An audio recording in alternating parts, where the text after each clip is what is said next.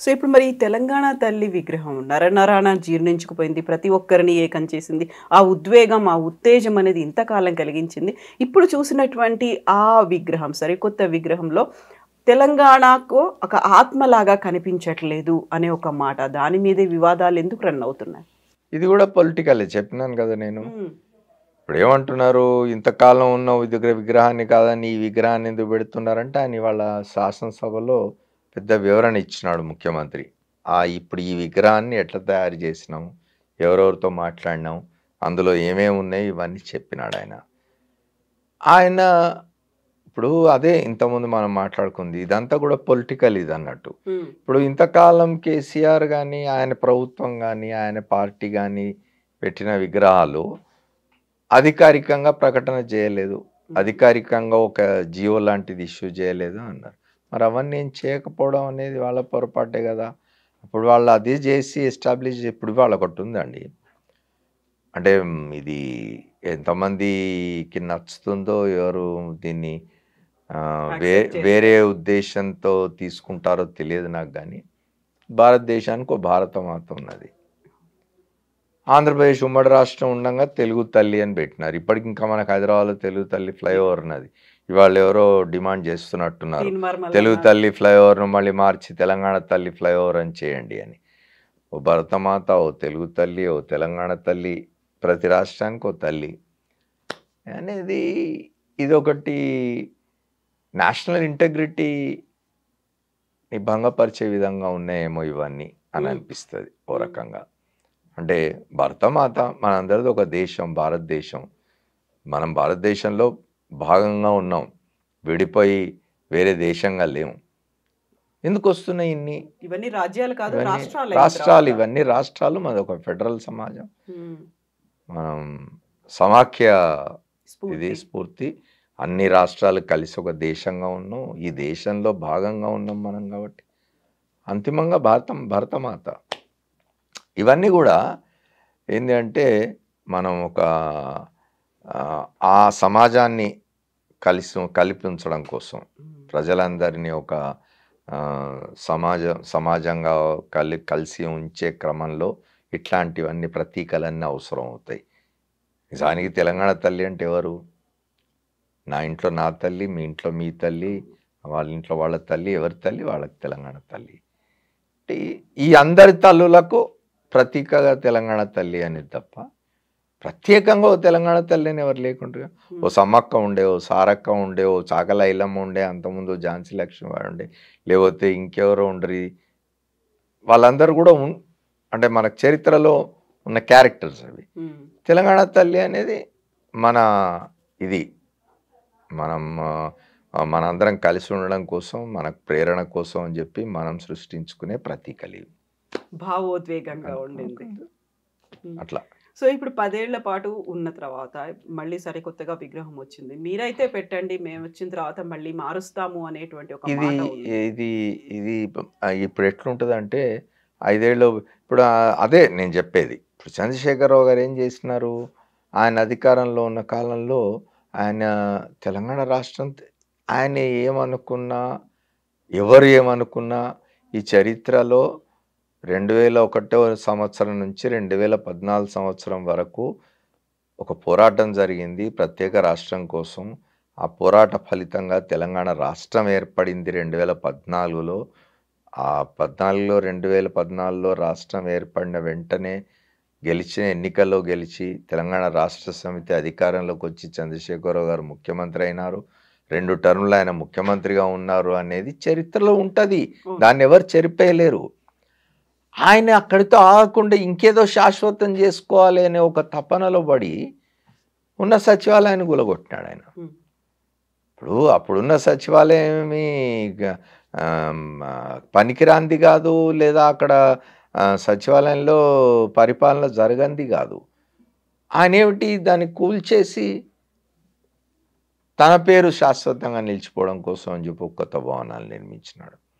ఇట్లా నేనేమంటున్నా అంటే ప్రజాస్వామ్యంలో ఏ రాజకీయ పక్షం శాశ్వతం కాదు. ఇవాళ వీళ్ళు గెలవచ్చు, రేపు ఇంకోళ్ళు గెలవచ్చు, అంతకుముందు ఇంకోళ్ళు గెలిచి ఉండవచ్చు, రేపు ఇంకో పార్టీ రావచ్చు. ఇవాళ మీరు వీళ్ళు చేసిన దాన్ని రేపు నేను వచ్చి కూలగొడతా దీన్ని అని అంటే, ఇప్పుడు మరి మీరు కట్టిన సచివాలయాన్ని ఇవ్వడం కూలగొడతాడా? కూలగొడతా అంటున్నారా? సచివాలయం పెద్ద మాన్యుమెంట్, పెద్దది కాబట్టి 1000 కోట్ల పైన ఖర్చు పెట్టారు కాబట్టి దాన్ని ముట్టుకోరు. తెలుగు తల్లి విగ్రహం పెద్ద ఖర్చు అయి ఉండదు కాబట్టి దాన్ని తీసేస్తారు అని అంటే అది ఎట్లా సరైతుంది? ఇది భావోద్వేగాలకు సంబంధించిన వ్యవహారం. రేపు మేము వచ్చి దీన్ని కూలగొడతాం, మళ్ళీ మేము పెట్టిందే పెడతాం అనేది సరైనది కాదు. ఇప్పుడు మీరు పెట్టిన విగ్రహాలనేమి రేవంత్ రెడ్డి ప్రభుత్వం తొలగించడం లేదే, వాటిని కూలగొట్టడం లేదే. వాళ్ళు అధికారికంగా ఇగో ఇది మేము అధికారంలోకి వచ్చినాము, మేము అధికారికంగా ఇంతకుముందు వాళ్ళు చేయలేదు, ఆ పని మేము చేస్తున్నాము, అధికారికంగా జీవో ఇష్యూ చేసినాము, ఇది తెలంగాణ తల్లి రూపం ఎట్లా ఉంటుంది ఈమెను ప్రతిష్ఠిస్తున్నాం, అది కూడా పరిపాలన కేంద్రమైన సచివాలయంలో మేము దీన్ని ప్రతిష్ఠిస్తున్నాం అని చెప్పినారు. రేపు నిజంగానే లెటస్ అనుకుందాం మనం అనుకోవడానికి, రేపు మళ్ళీ భవిష్యత్తులో ఎప్పుడైనా బీఆర్ఎస్ అధికారంలోకి వచ్చింది అనుకోండి, కూలగొడతారా? ఎంత సాహసం అది! దుస్సాహసం. సాహసం కూడా కాదు, దుస్సాహసం. అది దుర్మార్గం కూడా, సరైనది కాదు. ఇప్పుడు రేవంత్ రెడ్డి ఇవాళ కొత్తగా ఇప్పుడున్న ముఖ్యమంత్రి రేవంత్ రెడ్డి కొత్తగా తను ఒక తెలంగాణ తల్లి విగ్రహాన్ని ప్రతిపాదించి దాన్ని పెడుతున్నారు కాబట్టి ఈ రాష్ట్రంలో ఈ 9.5 సంవత్సరాలు, ఆ 10 సంవత్సరాలు అప్పుడున్న ప్రభుత్వం పెట్టిన విగ్రహాలన్నింటినీ కూల్చేయండి అని చెప్పినాడా? చెప్పలేదు కదా. అధికారికంగా ఇది అని చెప్తున్నాడు. ఎవరుళ్ళో వాళ్ళు తల్లి విగ్రహం పెట్టుకోవచ్చు, ఆ విగ్రహం ఇదే రూపంలో ఉండకపోవచ్చు, మారి ఉండొచ్చు, ఇంకేదైనా ఉండొచ్చు, అధికారికంగా ఇది అని చెప్తున్నాడు ఆయన. ప్రభుత్వం పరంగా దీన్ని మేము గుర్తిస్తున్నాం, అధికారికంగా దీన్ని మేము సచివాలయంలో పెట్టుకుంటున్నాం అని చెప్తున్నాడు. అదేవిధంగా ఇందులో రాజకీయ పరమైనది ఏమిటి అని అంటే, ప్రతి సంవత్సరం డిసెంబర్ 9 మేము దీన్ని ఒక ఉత్సవంగా పాటిస్తాం. అంటే ఏమిటి? సోనియా గాంధీ గారి అంటే కాంగ్రెస్ అధినేత్రి సోనియా గాంధీ గారి పుట్టినరోజుని అధికారికం చేయబోతున్నారు అన్నట్టు. అంటే ఆ మాట ఆ పేరుతో కాకపోయినా డిసెంబర్ 9న నువ్వు చేసినంటే సోనియా గాంధీ గుర్తొస్తారు, వారి జన్మదినం గుర్తొస్తుంది, నిలబడిపోతుంది. కాంగ్రెస్ ఎంతకాలం అధికారం ఉంటే అంతకాలం జరుపుతారు కదా. 5 ఏళ్ళు జరుగుతుంది. ఆ తర్వాత రేవంత్ రెడ్డి గారు చెప్తున్నట్టుగా ఇంకొక 5 ఏళ్ళు ఆయన ముఖ్యమంత్రిగా ఉంటా అంటున్నారు, 10 ఏళ్ళు అంటున్నారు. ఈ 10 ఏళ్ళు జరుగుతుంది. ఆ తర్వాత మళ్ళీ కాంగ్రెస్ వస్తే కూడా కొనసాగుతుంది. అంటే ఏమిటి? సోనియా గాంధీ జన్మదినాన్ని అధికారికంగా ఒక రోజుగా ఇక్కడ పరిగణించే విధంగా, పాటించే విధంగా, సెలబ్రేట్ చేసే విధంగా దాన్ని శాశ్వతం చేయడం కోసం రేవంత్ రెడ్డి ప్రభుత్వం చేస్తున్న ప్రయత్నంలో భాగం ఇది. దానికంటూ ఒక ప్రత్యేకమైనటువంటి రోజుగా గుర్తించి జీవోను కూడా రిలీజ్ చేసి అదే కంపల్సరీ చేసేసారు. ఇంకా తెలంగాణ తల్లి ఆవిర్భావ దినోత్సవాన్ని డిసెంబర్ 9న ప్రతి సంవత్సరం మేము పాటిస్తామని చెప్తున్నాడు. దానికి ఆయన హేతువు కూడా చెప్తున్నాడు, రీజన్ కూడా చెప్తున్నాడు. ఏమిటి? ఆ రోజున ప్రకటన వచ్చింది, చిదంబరం ప్రకటన చేసినాడు. తెలంగాణ రాష్ట్ర ఏర్పాటు ప్రక్రియ ఇవాల్టితో ప్రారంభం అవుతూ ఉన్నది అని చెప్పి డిసెంబర్ 9 సాయంత్రం చిదంబరం ప్రకటన చేస్తుంటే మన అందరం నిలబడి చూసినాం టీవీలో. సో దాన్ని ఒక కారణంగా తీసుకొని, దాన్ని ఒక ఒకేషన్గా తీసుకొని చేస్తున్నారు. దాన్ని ఏమి వ్యతిరేకించాల్సిన అవసరం లేదు. సోనియా గాంధీ డెఫినెట్గా కాంగ్రెస్ అధినేత్రిగా ఉండి, ఆమె యూపీఏ ప్రభుత్వానికి చైర్పర్సన్గా ఉండి, వారి పూనిక మేరకే కదా తెలంగాణ రాష్ట్రం ఏర్పడింది. మనం ఇంత మాట్లాడుకున్నట్టు కాంగ్రెస్ చాలా నష్టపోయింది కదా. దానివల్ల నష్టపోయినా సరే, పొలిటికల్గా నష్టపోయినా సరే, తెలంగాణ ఇచ్చిన క్రెడిట్ అయితే వాళ్ళకు ఉండాలి కదా.